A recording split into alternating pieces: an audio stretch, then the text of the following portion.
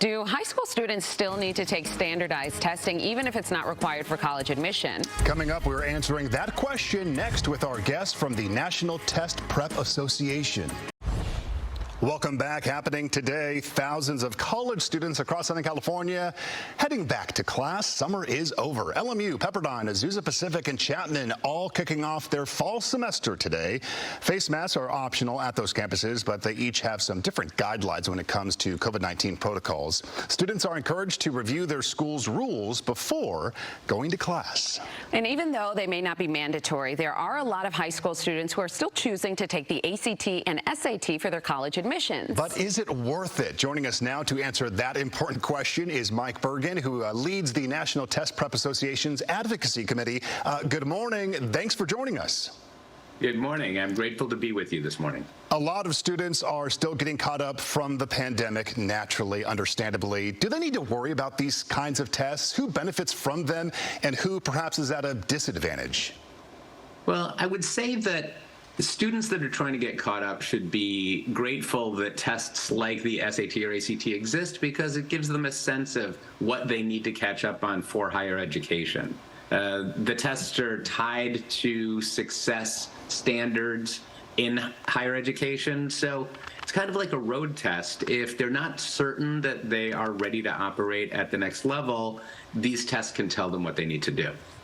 And Mike, are the tests optional for all universities? And if it is optional, will universities still prefer to see those scores? Should they take those tests?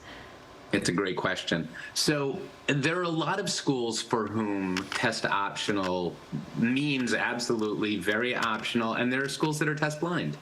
But in most instances, when selective schools say that an aspect of the application is optional, they really mean it's mandatory. The former head of admissions at Tulane University gave a great analysis of how optional statements are not optional on the Test and the Rest podcast years ago, and what he highlighted really reflects every aspect of the application for a selective or highly selective college. Nothing is optional, certainly not the kind of test scores that put a student's grades in context. Yeah, it's interesting. It's like, submit it. You know, if they want you to maybe do it, do it. That being said, seniors perhaps have taken it. They know their score. They maybe did not do so well.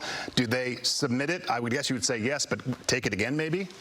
Well, I wouldn't necessarily say submit it. A lot of college admissions offices are giving guidance to students where if a student calls the school and explains their situation, what their grades are and what their test scores are, very often the admissions office will let them know whether to send those scores in or not. By all means, students who have a chance at earning a higher score, say on the October SAT, which is still early enough for early action, early decision, would consider doing so to improve the standing of their application, to access merit aid, and a lot of the other opportunities that might come with a better application. So, Mike, once you take the test, you aren't obligated to submit the score. You can keep retaking the test to get the score you hope to achieve. That's correct. As a matter of fact, there are a lot of schools today that give you that score choice option that you just described, but will also do super score. So say you took the test in August, you just took the SAT this past weekend and you did really great in math.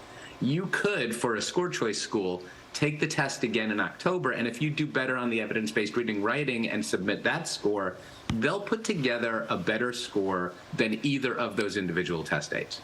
Okay, it's excellent insight here as a lot of kids are going back to the fall semester, getting their college career started. Mike Bergin, thank you so much. We appreciate the insight. Thank you so much. Makes me a bit anxious, though, to think about. Let's go back to that time in our life. I'm so happy those days are over, Brianna. We're done with the tests. I know. And I remember all those prep classes, too, just like they were yesterday. Yeah.